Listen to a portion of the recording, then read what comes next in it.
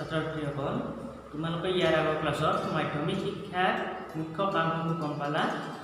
আজি চাবা মাধ্যমিক শিক্ষাৰ পৰামৰ্শসমূহ, মাধ্যমিক শিক্ষা আয়োগৰ পৰামৰ্শসমূহ। মাধ্যমিক শিক্ষা আয়োগে তৃতীয় অধ্যায় দিয়া পৰামৰ্শসমূহ আগবঢ়াইছিল। মাধ্যমিক শিক্ষা যিহেতু সৰহসংখ্যক ছাত্ৰ ছাত্ৰীৰে সেই শিক্ষা হয়, সেইবাবে মাধ্যমিক শিক্ষাটো বিকাশ কৰাৰ বাবে মুডালিয়াৰ আয়োগে মাধ্যমিক শিক্ষাৰ কিছুমান বিকাশৰ বাবে পৰামৰ্শ কিছুমান আগবঢ়াইছিল। প্ৰতিবেদনৰ তৃতীয় অধ্যায়ত মুডালিয়াৰ আয়োগে মাধ্যমিক শিক্ষাৰ লক্ষ্য উদ্দেশ্যসমূহ কেনে হোৱা উচিত সেই বিষয়ে উল্লেখ কৰিছে। সংবিধানৰ মূল তাত্ত্বিক দিশৰ ওপৰত ভিত্তি কৰি মুডালিয়াৰ আয়োগে মাধ্যমিক শিক্ষাৰ বিকাশৰ বাবে এইকেইটা পৰামৰ্শ আগবঢ়াইছিল। চাবা, প্ৰথমটো আছিল গণতান্ত্ৰিক নাগৰিকত্বৰ বিকাশ। এইটোত মাধ্যমিক শিক্ষা আয়োগে উল্লেখ কৰিছিল যে যিহেতু প্ৰায়ভাগ ছাত্ৰ ছাত্ৰীয়ে মাধ্যমিক শিক্ষা জীৱনৰ সেই শিক্ষা কৰি লয়, সেইবাবে সেইখিনি সময়তে যাতে ছাত্ৰ ছাত্ৰীসকলে নিজকে এখন সুস্থ গণতান্ত্ৰিক দেশৰ নাগৰিক হিচাপে সুস্থ শিক্ষা লাভ কৰি উঠিব পাৰে, নিজৰ নাগৰিকত্বৰ বাবে যিবিলাক প্ৰয়োজনীয় গুণ, সেই গুণসমূহ যেনে সুস্থ চিন্তাধাৰা, সুস্থ সামাজিক সমাজজন, সামাজিক ন্যায়, বাকপটুতা, সহনশীলতা, দেশপ্ৰেম ইত্যাদি গুণবোৰ যাতে বিকাশ কৰিব পাৰে, ইয়াৰ বাবে মাধ্যমিক শিক্ষা আয়োগে পৰামৰ্শ আগবঢ়াইছিল। দ্বিতীয়টো পৰামৰ্শ আগবঢ়াইছিল ব্যক্তিগত যোগ্যতাৰ বিকাশ সাধন।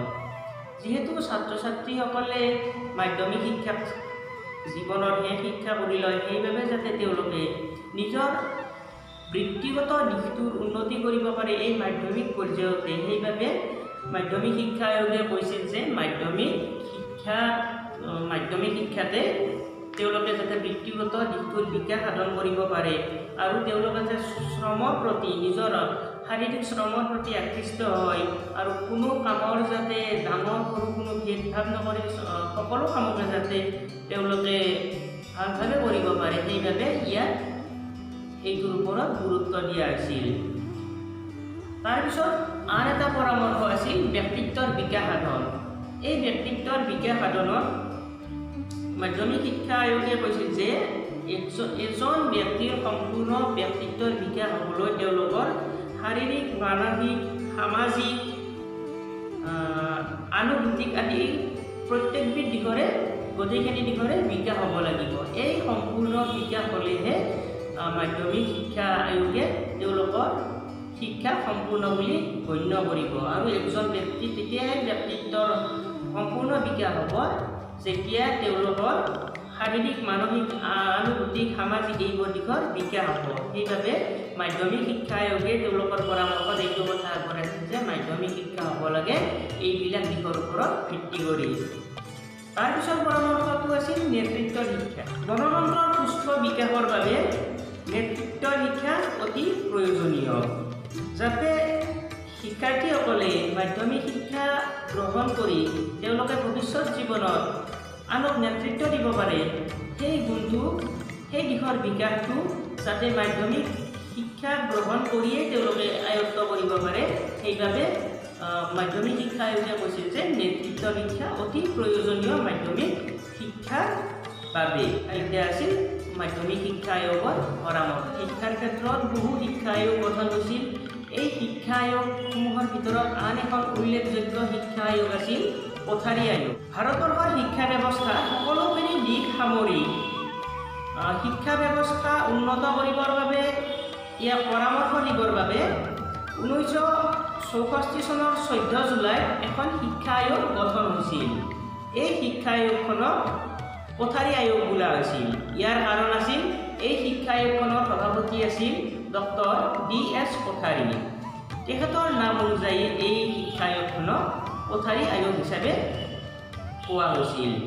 আৰু এই কোঠাৰী আয়োগখনত মুঠ 14জন সদস্য আছিল। 14জন সদস্য আছিল, ইয়াৰ ভিতৰত বিদেশী সদস্যও আছিল। আৰু এই কোঠাৰী আয়োগখন 1964 চনৰ 2 অক্টোবৰ তাৰিখে, অৰ্থাৎ আমাৰ জাতিৰ পিতা মহাত্মা গান্ধীৰ জন্মদিনৰ দিনা শুভ উদ্বোধন কৰা হৈছিল। সেই উদ্বোধন কৰিছিল ডক্টৰ সৰ্বপল্লী ৰাধাকৃষ্ণনে। তেখেতে কৈছিল যে ভাৰতৰ যিটো শিক্ষা ব্যৱস্থা আছিল এই শিক্ষা ব্যৱস্থা উন্নত কৰিবলৈ ইয়াৰ উন্নতি কৰিবলৈ আন এখন শিক্ষা আয়োগ যিখন কোঠাৰী আয়োগ নামে পৰিচিত ডক্টৰ D.S. কোঠাৰীৰ সভাপতিত্বত যোনখন কোঠাৰী আয়োগ আছিল এই শিক্ষা আয়োগখনে অধিক উন্নতিৰে কাম কৰিব। এই কোঠাৰী আয়োগখন ভাৰতীয় শিক্ষা আয়োগৰ সৰ্ববৃহৎ প্ৰতিবেদন। এইখন আছিল সৰ্ববৃহৎ প্ৰতিবেদন। ভাৰতীয় শিক্ষা আয়োগত আজিলৈকে যিমান শিক্ষা প্ৰতিবেদন প্ৰস্তুত হৈছিল সেই প্ৰতিবেদনসমূহৰ ভিতৰত কোঠাৰী আয়োগখনে আছিল সকলোতকৈ ডাঙৰ প্ৰতিবেদন। এই কোঠাৰী আয়োগখনৰ মুঠ পৃষ্ঠা আছিল 700 পৃষ্ঠা। মুঠ 700 পৃষ্ঠা যদি কোঠাৰী প্ৰতিবেদনখন আছিল আৰু আয়োগৰ প্ৰতিবেদনখন 20টা অধ্যায়ত আছিল। সেই অধ্যায়কেইটা কোঠাৰী আয়োগে 3টা পৰ্যায়ত বিভক্ত কৰিছিল। এই 3টা পৰ্যায়ত বিভক্ত কৰি তেওঁলোকে কোঠাৰী আয়োগখন কি কৰিছিল সম্পূৰ্ণৰূপে শিক্ষাৰ ক্ষেত্ৰত প্ৰয়োগ কৰিব পৰাকৈ প্ৰস্তুত কৰি তুলিছিল। সামগ্ৰিকভাৱে তোমালোকে এইটো কথা জানি লোৱা যে কোঠাৰী আয়োগখনৰ বিষয়ে। কোঠাৰী আয়োগখন তৈয়াৰ হৈছিল প্ৰস্তুত হৈছিল 1964 চনৰ 14 জুলাই আৰু ইয়াৰ শুভ উদ্বোধন কৰা আছিল 1964 চনৰ 2 অক্টোবৰত, অৰ্থাৎ জাতিৰ পিতা মহাত্মা গান্ধীৰ জন্মদিনৰ দিনা সেইখন শুভ উদ্বোধন